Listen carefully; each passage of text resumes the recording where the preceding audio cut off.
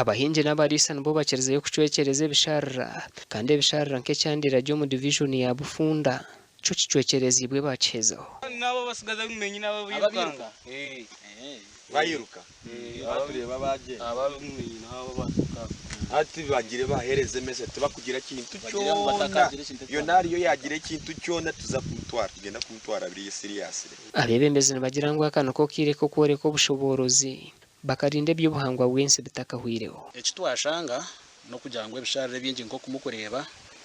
biri affected abantu batemereho ebisharara bahingamwe emisiri abantu batemeremo ebisharara bihiremo ebisharara babitimba mu trenches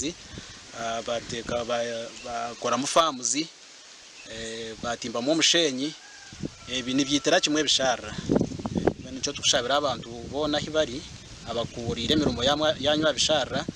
cyo kumanza cyabyona mu kirekeraho ebisharara mu bireke bikore emigasho yabyo umucwekweto cyo kwata batahirire ebisharara bingi bayishereka kandi abakwatwa barabura gukorekeraho umuzogu ogwo kucekereza by'ubuhangwa bwensi gena kutambula mu district yona okulabanga tuzaawo entobazi tulagirira abantu engeri kiji bayinza okukozesa ebintu bino mu bulungi tusobola okulwanyisa eno embeera enkuba bwetonya amatabane gatwala abantu embuyaga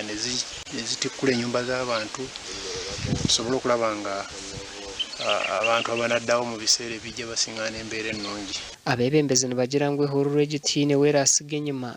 mpaka embeera y'eby'obuhangwa eteriire abiine ebihingwa mu bisharara nibiza kubisharura kwonka tubarije okugaruka kuhinga mu season ezindi sinkanye tubawadde kubanga this is implementation level